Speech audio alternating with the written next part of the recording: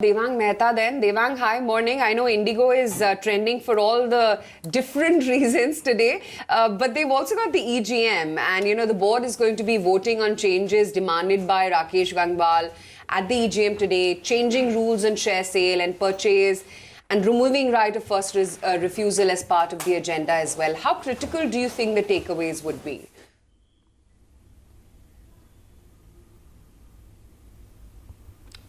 Good morning, Aisha. I think it turns out to be very, very important in the sense that the stock has been in the news for both types of reasons. One, good that the demand has generally been okay.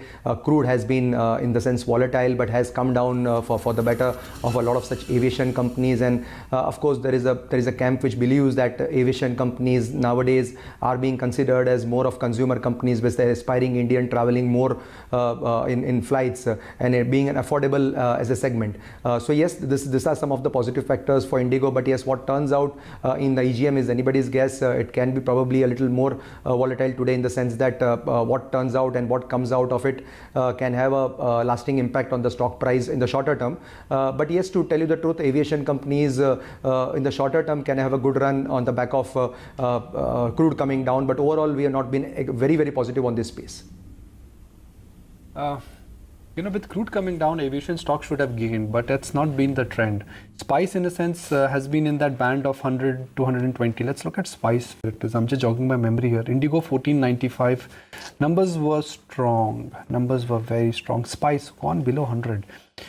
CK, is Spice worth the risk? I mean, would you say that, look, crude going down, what's happening to global airline companies, that's Corona, and that's because of China. SpiceJet does not fly there. Crude coming down, big beneficiary.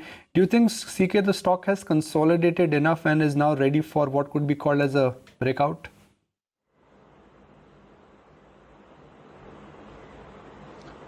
Well, I think Spice has been a bit of a disappointment if you look at the two airline stocks. While Indigo has been, flying high, so to speak, Spice, after I would believe the high that it showed back in about June of last year, I think has chosen to go lower. Now, why is it having a downward drift? I really have no idea. Particularly if crude is a big factor, then crude should affect Spice the same way that it affects Indigo.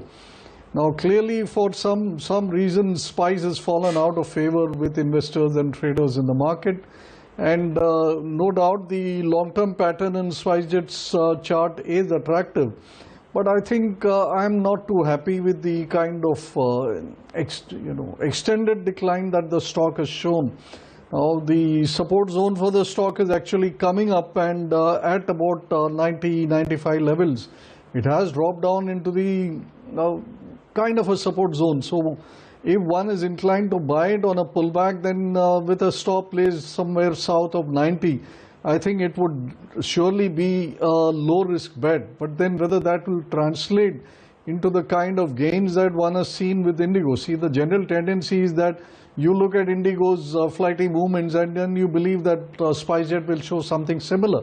I don't think that is on the card. So what you're really looking at SpiceJet here is that you may be buying it at a lower risk point of view, but then whether the upside will come quickly enough, I think that's very, very debatable. So only those who have a much longer time frame in mind should attempt to buy SpiceJet. Otherwise, Indigo is the only other choice which is available. Devang, what about Maruti? Let's get your view on Maruti, because, completely mixed calls coming in post those numbers. Which, while they may have been more or less in line, it's very clear that growth is not really coming back yet. There were some hopes we might start to see better signs of that. What would be your takeaway from the earnings this time?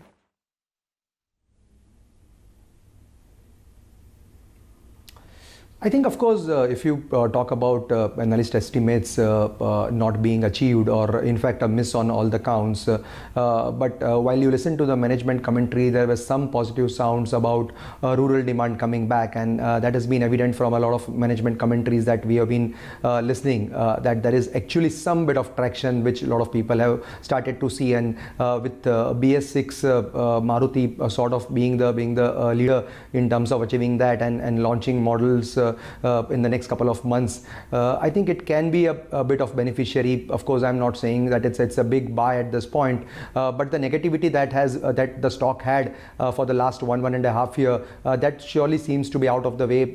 I think there are people who are waiting on the sidelines for lower levels, and there could be some bit of demand which can come into the stock, as in fact the demand also has started to come in the rural areas, and urban demand is which I think can be spurred after looking at the budget, and that's again a very call which you can punt. But Maruti, yes, to answer your question, can probably be a buy on dips, but not a screaming buy at this point. That's the take coming in on Maruti. But Today's Bajaj Finance. What is the bare minimum required from Bajaj Finance to keep it afloat? I mean, if they come out and say that we are growing in a tough environment, markets know that. What is the bare minimum fuel required for the Bajaj, for the Bajaj engine to keep humming along?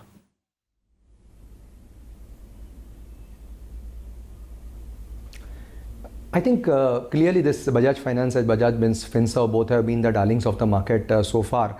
And I think the management commentary about slowing markets, but we have been growing, has generally been quite evident. Now I think the market would again tend to see that whether the company is still keeping that pace up and growing at say 35-40%, which historically it has been doing, and how it has been able to raise capital so efficiently while the rest of the NBFCs are still struggling to raise capital. These companies have shown a exemplary impact on how capital is raised and how business is done, and the new lines of businesses which the company sort of has always talked about, and how they are getting into the consumer segment more and more with technology being used as a tool.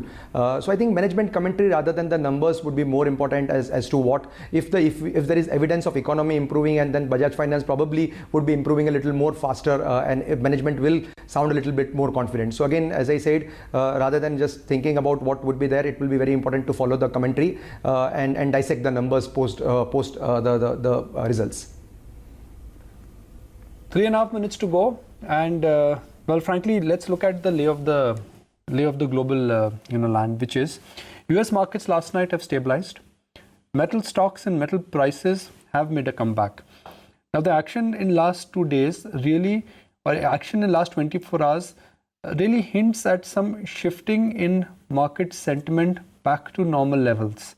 It appears, based on the news reports which you're getting from global media and whatever is available on international wires, that Chinese surely are putting their best foot forward to contain the virus spread. And the numbers, thankfully, are not really increasing at a very alarmistic rate, so to speak. That, in a sense, is really, that has settled the global market sell-off which happened on Monday evening or on Tuesday morning. So as you walk into trade this morning, I think the talking point for the day would be Bajaj Finance numbers, Indigo EGM, and then budget expectations. A lot of trade now would be centered around, will LTCG go away? Will DDT go away? Will there be an extension on the fiscal deficit side? Is there an out-of-box idea which this time the budget could project? Will there be something big in terms of opening up access to foreign capital by sovereign funds? Is something large coming for the infrastructure sector?